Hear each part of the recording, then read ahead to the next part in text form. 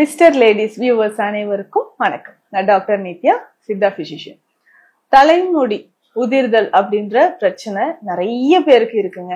இந்த தலைமுடி உதிர்தலோட சேர்த்து வெள்ளை முடி நிறைய வருது அப்படின்னு சொல்லுவாங்க. அதாவது grey hair, premature grey hair தான் இன்றைய காலகட்டத்துல நிறைய பேருக்கு பார்க்கலாம். இது வந்து சால்ட் அண்ட் பெப்பர் ஸ்டைலுங்க அப்படின்னு சொன்னாலும் கொஞ்ச நாளுக்கு அப்புறம் பெப்பரே காணாம போயிடுது, வெறும் சால்ட் மட்டும்தான் இருக்குன்ட்டு ஒருத்தர் சொன்னாரு. அந்த மாதிரி பார்த்தோம்னா இப்போ யங் அடல்ட்ஸ் நிறைய பேருக்கு இந்த கிரே ஹேர் அப்படின்ற பிரச்சனை இருக்கு.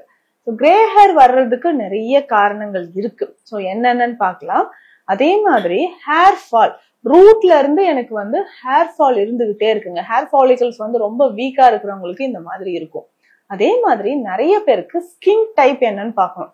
ஸோ ஆயிலி ஸ்கின் இருக்கக்கூடிய நிறைய நபர்களுக்கு இந்த பிரச்சனை இருக்கும். இப்போ தலையில ரொம்ப ஆயிலி ஸ்கின் இருந்துச்சுன்னா ஸோ அதனோட சேர்ந்து டஸ்ட் எல்லாம் படிஞ்சு படிஞ்சு நமக்கு என்ன ஆகுது அப்படின்னு பார்த்தோம்னா ஒரு மாதிரி நமக்கு வந்து செக்ரீஷனோட சேர்த்து டஸ்ட் படிஞ்சு ஃபங்கஸ் ஃபார்ம் ஆக ஆரம்பிச்சிடும். ஸோ இதனாலேயே நமக்கு என்ன ஆகும்னா டேண்ட்ரஃப் வரதோ, ஹேர் ஃபாலிகல்ஸ்ல வந்து அந்த ஃபங்கஸ் ரொம்ப அஃபெக்ட் பண்ணி ஹேர் வந்து ரூட்ல இருந்து வெளியில வர மாதிரி இருக்கும். ஸோ இந்த மாதிரியான பிரச்சனைகள் நிறைய பேருக்கு இருக்கு. ஸோ ஹேர் ஃபால் அப்படின்னு சொல்ற ஒரு விஷயத்துக்கு இது ஒரு முக்கியமான காரணம் அப்படின்னு சொல்லலாம். ஸோ ஹேர் ஃபால், தலையில இருந்து நமக்கு வந்து தலைமுடி உதிர்ந்துகிட்டே இருக்குங்க அப்படின்னு சொன்னீங்கன்னா ரொம்ப நமக்கு வந்து ஆயிலி ஸ்கின் இருக்கா அப்படின்னு பார்க்கணும், டேண்ட்ரஃப் இருக்கா அப்படின்னு பார்க்கணும். இதை தாண்டி ஸ்ட்ரெஸ் அண்ட் டிப்ரெஷன் அப்படின்ட்டு நிறைய பேருக்கு சொல்லலாம். ஸோ நைட்ல வந்து கண் முழிச்சுக்கிட்டே இருக்காங்க நிறைய பேரு அப்படின்னு சொன்னாலோ, உடலில் வெப்பம் அதிகமாச்சுன்னா நரைமுடி வர ஆரம்பிக்கும். இது ஒரு முக்கியமான காரணம். பொதுவாகவே பேச்சு வழக்குல என்ன நம்ம சொல்லுவோம்னா பித்த நரைங்க அப்படின்னு சொல்லுவோம். பித்த நரை அப்படின்னு சொல்றது, பித்தம்னாவே நம்ம சித்த மருத்துவத்துல உடல் உஷ்ணம் அப்படின்னு சொல்றோம். உஷ்ணம் அதிகமாகும் பொழுது நமக்கு ஏற்படக்கூடிய பிரச்சனைகள் தான். உஷ்ணம் அதிகமாச்சுன்னா நமக்கு நரைமுடி பிரச்சனையும் வர ஆரம்பிக்கும். பித்தத்தோட ஒரு முக்கியமான அறிகுறியே இந்த நரைமுடி தான் அப்படின்னு சொல்லலாம். குறிப்பிட்டு ஒரு 35 வயதிற்குள்ள இருக்கிறவங்களுக்கு எல்லாம் பார்த்தோம்னா ரொம்ப ஈஸியாவே அதற்கான சிகிச்சைகள் எடுக்கும்போது நரைமுடி நமக்கு குறைய ஆரம்பிக்கும். நிறைய பேர் ஆர்வத்துல கேட்பாங்க, எவ்வளவு நாள்ல இது வந்து மாறும், கம்ப்ளீட்டா மாறிடுமா, எனக்கு எல்லா முடியும் வந்து கருப்பா மாறிடுமா? ஒவ்வொருத்தரோட உடல் வாகு பொறுத்து நமக்கு மாற்றம் ஏற்படும். கண்டிப்பாக ஒரு 30-35 வயதிற்குள்ள இருக்கிறவங்க கொஞ்சம் ட்ரீட்மெண்ட் எடுத்தா நமக்கு நல்லாவே ரிசல்ட் தெரியும். அந்த வெள்ளையாக இருக்கக்கூடிய முடி ஒரு சிலர் வந்து எடுத்து ரிமூவ் பண்ணிடுவாங்க. அந்த மாதிரி பண்ணக்கூடாது. ஸோ இந்த நியூட்ரிஷன் கரெக்டா போகணும், ஆயில் வந்து நம்ம கரெக்டா எடுத்துக்கணும், மெடிசின்ஸ் வந்து ரெகுலரா ஃபாலோ பண்ணும்போது கொஞ்சம் கொஞ்சமாக அந்த முடி நமக்கு கருமை நிறமாக மாற ஆரம்பிக்கும். அதுவும் கிட்ஸுக்கு வந்து நிறைய பேருக்கு இப்ப நான் சொல்லக்கூடிய இந்த ஆயில் நம்ம யூஸ் பண்ணாலும், டயட் நம்ம ஃபாலோ பண்ணாலும் வெண்மை முடியானது கருமையாக மாறுவதற்கான வாய்ப்புகள் இருக்கு. சரி, என்னென்ன உணவு முறைகள்ல நம்ம சேர்த்து ஃபாலோ பண்ணணும் அப்படின்றதும் தெரிஞ்சுக்கலாம். முக்கியமாக அதிகமா புளிப்பு, உப்பு சார்ந்த உணவுகள் எடுக்கிறோம்னா அதை அவாய்ட் பண்ணணும். இப்ப இன்றைய காலகட்டத்துல இந்த ஸ்நாக்ஸ் அப்படின்ற ஒரு ஐட்டம் வந்து நிறைய பேருக்கு வந்து விரும்பி சாப்பிடுவாங்க குழந்தைகள்.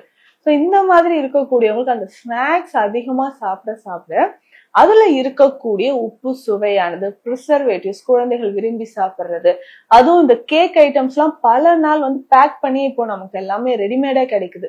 ஸோ சின்ன சின்ன பீசஸ்ல வந்து குழந்தைகள் உடனே வாங்கி சாப்பிட்டு ஓகே அப்படின்ற மாதிரி இருக்கும். ஸோ அந்த மாதிரி பேக் பண்ண பல நாட்களாக பேக் பண்ணி இருக்கக்கூடிய விஷயங்களை உணவு எடுக்கிறத நம்ம தவிர்க்கணும். இந்த மாதிரி நம்ம உணவு முறைகளை மாற்றம் கொண்டு வரும்போது வெள்ளை முடியானது கொஞ்சம் கொஞ்சமாக மறைய ஆரம்பிக்குது. இதுக்கு ஸ்பெஷலா நம்ம வந்து ஒரு ஹேர் ஆயில் சித்த மருத்துவத்துல இருக்கு. ஸோ இதுல சேரக்கூடிய மூலிகைகளை பத்தி நம்ம இப்ப பார்க்கலாம். மூலிகைகள் அப்படின்னு சொல்லும்போது முதல்ல செஞ்சந்தனம். சந்தனம் அப்படின்னு சொன்னாவே உடல் குளிர்ச்சியை வந்து தரக்கூடியது அப்படின்னு சொல்றோம். இந்த செஞ்சந்தனம் பொதுவாக நம்மளுடைய கூந்தலுக்கா இருக்கட்டும், அதுக்கப்புறம் நம்மளுடைய சருமத்திற்கா இருக்கட்டும் நிறைய பலனை வந்து தரக்கூடியது. இப்போ கூந்தல் மற்றும் சருமத்திற்கு பலன் தரக்கூடியது அப்படின்னு பார்த்தோம்னா முக்கியமாக நமக்கு செஞ்சந்தனம் பயன்படுது. செஞ்சந்தனம் இந்த கூந்தல் தைலத்துல நமக்கு சேருது. இதனோட கற்றாழை, அடுத்ததாக அவுரி சாறு, கரிசலாங்கண்ணி சாறு. கரிசலாங்கண்ணி எல்லாம் பார்க்கும்பொழுது மருந்து செய்யறதுக்காக நம்ம அரைப்போம் இல்லைங்களா, அந்த சாறு எடுக்கும் பொழுதே கையில அவ்வளவு கருமை நிறத்துல ஒட்டிக்கும். ஸோ நாங்க வந்து அந்த மெடிசன் செய்யும் போதே கையில அது வந்து ஒட்டிட்டு, அது கை நம்ம வந்து ஹேண்ட் வாஷ் பண்ணாலும் திரும்ப ஒரு 2-3 டேஸ்க்கு அதோட சாரோட அந்த சாயம் மாதிரி நமக்கு இருந்துகிட்டே இருக்கு. அவ்வளவு இரும்பு சத்து இந்த கரிசலாங்கண்ணில இருக்கக்கூடியது. அடுத்ததாக அவுரி. அவுரி சாரும் அப்படிதான். கூந்தலுக்கு வந்து கருமை நிறம் தருவதற்கு அவுரி பயன்படுது. முக்கியமாக கூந்தல் பலமாக இருப்பதற்கு அவுரி நமக்கு பயன்படுது. அவுரி, கரிசலாங்கண்ணி சாறு எடுத்துக்கணும். கற்றாழை சாறு, செஞ்சந்தனம் எப்படின்னா இது பொடியாக எடுத்துக்கணும். இதுல முக்கியமா பார்த்தோம்னா இந்த செஞ்சந்தன பொடிய தேங்காய் பால் விட்டு அரைச்சி தனியா எடுத்து வச்சுக்கணும். தேங்காய் பால் விட்டு நல்லா அரைச்சி இதை வந்து ஒரு சின்ன கற்கம் உருண்டை மாதிரி எடுத்து வச்சிடணும். இதனோட பார்த்தோம்னா குன்றிமணி, வெள்ளை குன்றிமணி, வெண்குன்றிமணி அப்படின்னு சொல்லுவோம். இந்த வெள்ளை குன்றிமணியை இரவு நேரத்துல பால்ல போட்டு ஊற வைத்துட்டு இந்த குன்றிமணியோட தோல் எல்லாம் எடுத்துட்டு அரைச்சு இதுவும் வந்து நல்லா பேஸ்ட் மாதிரி அரைச்சு ஒரு உருண்டை மாதிரி கற்கம் அப்படின்னு சொல்றோம் இல்லைங்களா, உருண்டை வந்து எடுத்து வச்சிடணும். இது எல்லாத்தையுமே எடுத்து வச்சுட்டு இதனோட கொஞ்சமா கருஞ்சீரக பொடி நமக்கு தேவைப்படுது. மருதாணி பொடி நம்ம எடுத்து வச்சுக்கணும். மாதுளை தோல், மாதுளையோட தோல் இருக்குல்ல, மாதுளை பழத்தோட தோல் சின்ன சின்னதா கட் பண்ணி நம்ம எடுத்து வச்சுக்கணும். இத்தனையும் சேர்த்து தேங்காய் எண்ணெயில் நம்ம காய்ச்சி எடுக்கணும். இதுக்கு வந்து இந்த தைலத்திற்கு அதிகமான மருத்துவ குணங்கள் நிறைஞ்சிருக்கக்கூடியது. தலைமுடி நமக்கு வந்து நல்லாவே கருன்னு நீளமாக வளர ஆரம்பிக்கும்.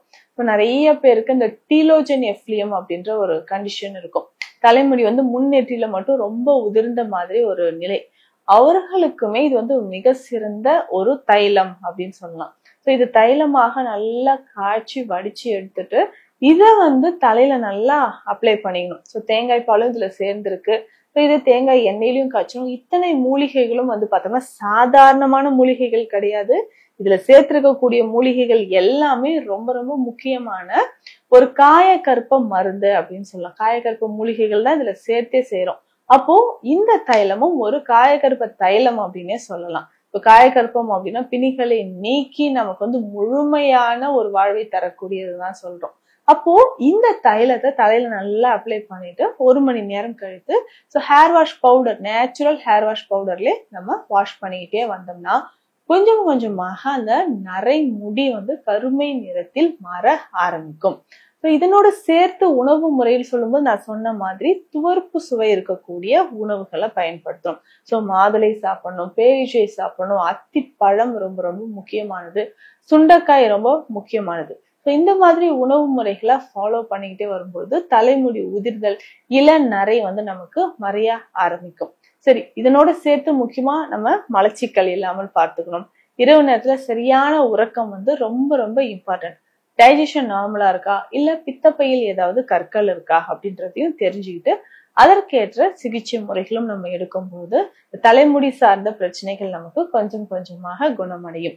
இந்த பதிவு உங்களுக்கு பயனுள்ளதாக இருக்கும்னு நினைக்கிறேன். மீண்டும் அடுத்த பதிவில் சந்திக்கலாம். நன்றி.